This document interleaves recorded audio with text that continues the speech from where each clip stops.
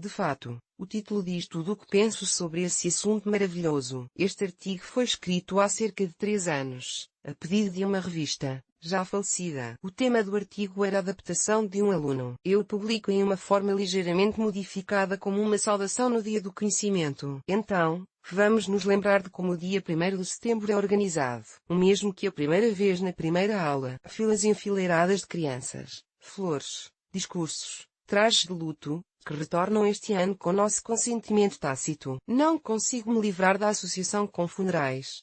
A quem se dirige o discurso de diretor? Certamente não aqueles que cursaram a primeira série. O discurso geralmente é incompreensível para o celebrante. Ele, pobre homem, está ocupado tentando sobreviver nessa situação difícil. Certa vez, no início dos anos 90, nossos colegas realizaram um estudo curioso. Descobriu-se que cerca de 60% dos novos alunos, desculpe-me, fazem xixi no dia 1º de setembro. É homenagem ao feriado, por assim dizer. Eles se sentem tão bem ali, em seu próprio funeral. As flores, que têm o objetivo de alegrar sentimentos negativos, não ajudam muito. Elas certamente acrescentam emoção, mas também confundem as crianças e os professores. A tradição das flores trazidas no dia 1º de setembro inicia um falso caminho que nos obriga a tratar a escola com uma estranha gratidão. Não como uma instituição criada para seres humanos e projetada para ser confortável, humana, suave, ajudando-os a aprender sobre o mundo e sobre si mesmos da maneira mais conveniente,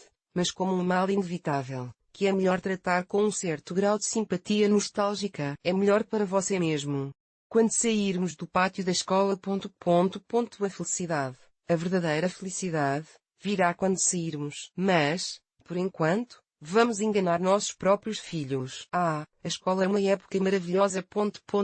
Não, não é nada maravilhosa. Talvez seja inevitável. Mas é definitivamente difícil, muitas vezes humilhante, exigindo compreensão e apoio. Pense, talvez você esteja pronto para dar esse apoio, substituindo-o por entusiasmo e aplausos sem graça. De fato, é um dia e tanto. Falaremos mais sobre isso daqui a pouco. Pela primeira vez, uma criança em idade escolar aprenderá que, para falar, é preciso levantar as mãos. E para cumprimentar, é necessário não dizer olá, como foi ensinado antes, mas levantar-se em silêncio. O que significa tudo isso? Acreditamos que é inteligente e correto se comportar dessa maneira, mas, na verdade, a maioria dos professores simplesmente não sabe como organizar o processo de aprendizagem sem nocautear as crianças. Assim, elas levantam as mãos já aos 6 anos de idade e ficam de pé, em vez de agradar a si mesmas e a seus entes queridos com conversas, abraços etc. As crianças estão entrando em um sistema que os levará a um nivelamento pessoal completo. De qualquer forma, ele se esforçará muito. Lembro-me de uma história que me foi contada por um homem que hoje tem muito mais de 70 anos. Ele, como todos nós, estava preparado há muito tempo para o primeiro dia de setembro. Ele correu alegremente para a escola, levantou a mão, ficou atento às primeiras aulas, ouviu o professor. Ele voltou para casa feliz. Tudo correu bem. E assim foi no dia 2 de setembro. De manhã cedo, sua mãe o acordou. Kolenka, levante-se, porque... Ficou intrigado o aluno da primeira série. Está na hora de ir para a escola. E Kolenka começou a chorar. Eu já fui ontem.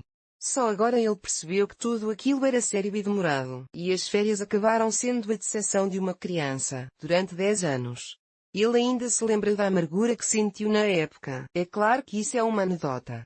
Mas, uma anedota significativa. É assim que acontece na escola. Sério e por um longo tempo. Bem, por exemplo, é conveniente estudar em um grupo de 30 a 40 pessoas, sentadas na parte de trás da cabeça umas das outras. De fato, porque a sala de aula costuma ser um cenário tão estranho. Estou-me referindo à localização frontal, em relação aos alunos, do professor, ao assento frente a frente, que priva os alunos da oportunidade de se olharem, às fileiras uniformes de carteiras etc. Do ponto de vista didático, isso faz pouco ou nenhum sentido. O que é isso?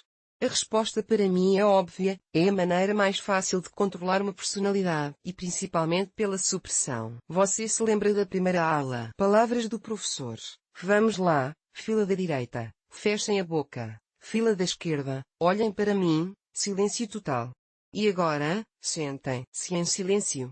É como apertar um interruptor. Porque o professor não sabe como se comportar de outra forma. Ou melhor, É a maneira como o sistema exige que ele se comporte. Ele só pode cortar a corrente, desligar a energia, privar o aluno de seu direito a seu próprio comportamento, até mesmo do próprio conceito de seu comportamento. Olhar para a parte de trás da cabeça da pessoa que está à sua frente dificulta a distração. De fato, é mais difícil pensar.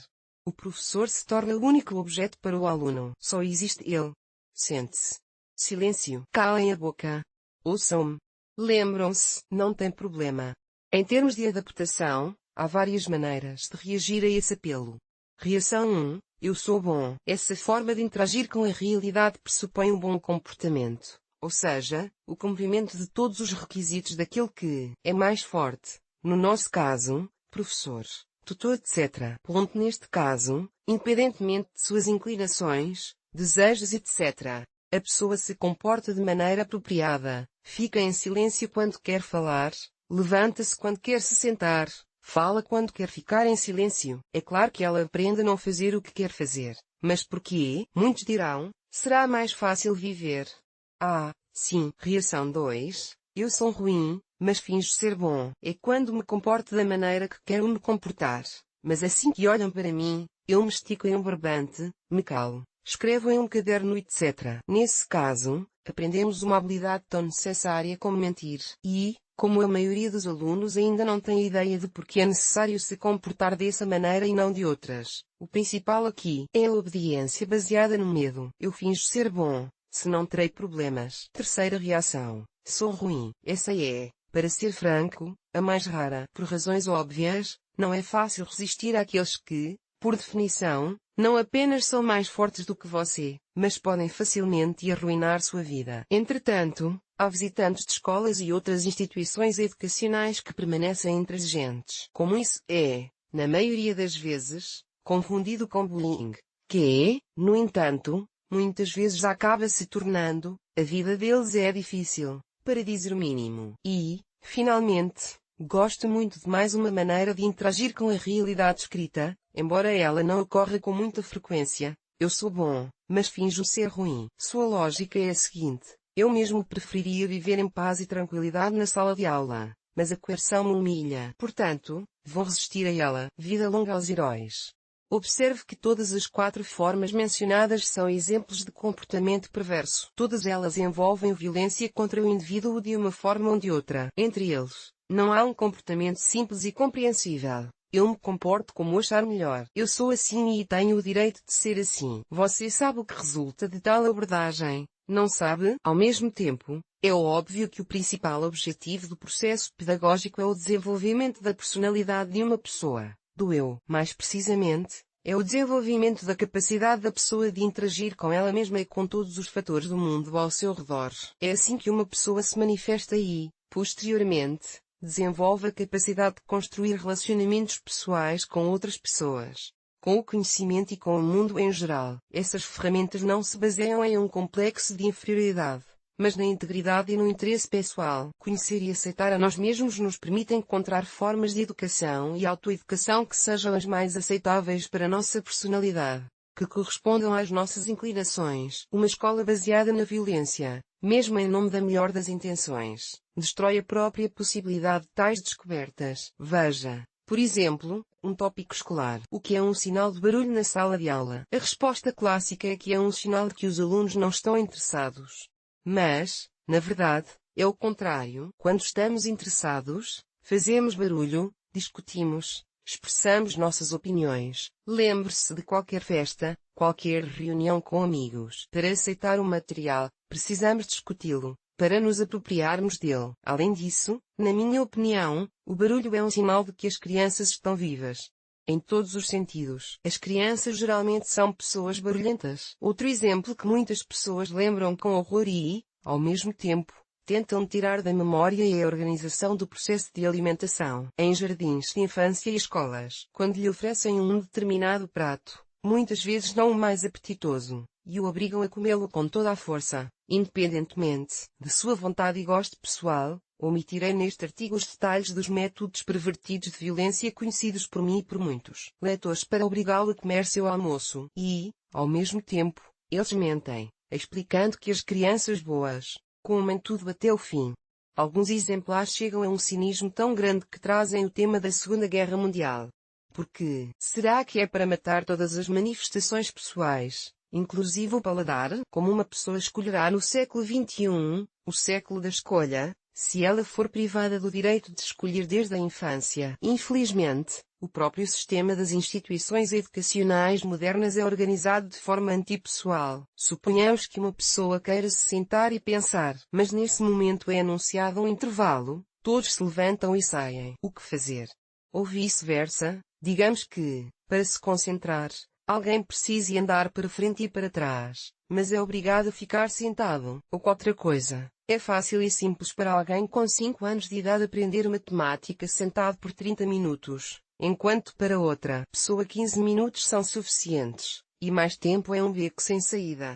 Posso objetar, mas é impossível criar um sistema que leve em conta as aptidões de todos. Sim, é possível.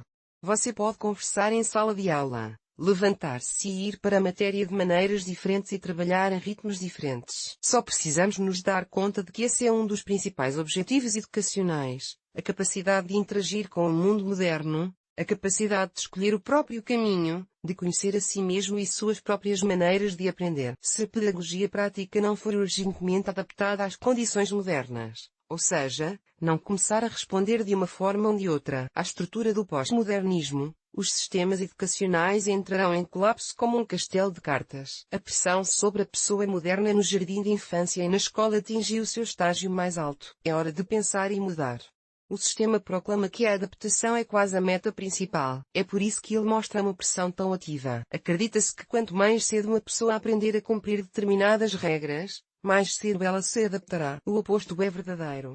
O cumprimento das regras é, antes, um sinal de profundo recolhimento em si mesmo, de subordinação ao sistema, de nivelamento de si mesmo, de rebaixamento a um nível impessoal médio. Uma pessoa que chega a um sistema fundamentalmente novo, como uma escola ou um jardim de infância, quase sempre tem medo e se sente desconfortável, e mesmo que a atmosfera do local seja amigável. Portanto, o principal é proporcionar à pessoa uma sensação de conforto e confiança. Dê a ela a oportunidade de se sentir forte. Compare com sentar-se na parte de trás da cabeça do outro. Ou seja, é necessário não minar a autoconfiança, mas fortalecê-la. É essa confiança que primeiro dá origem ao direito a si mesmo, depois ao sentimento de seu lugar como seu e, por fim, ao desejo de usar esse mesmo seu lugar ao máximo. Ou seja, estudar, aprender coisas novas, etc. A adaptação é um processo muito difícil. A adaptação é um processo muito difícil, com correntes subterrâneas e pedras. É preciso caminhar com o tato,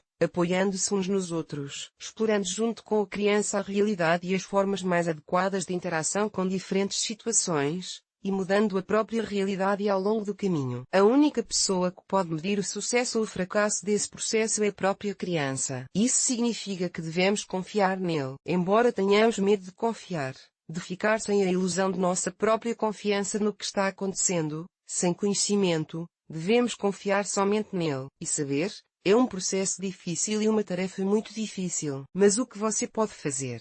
Essa é a profissão que escolhemos.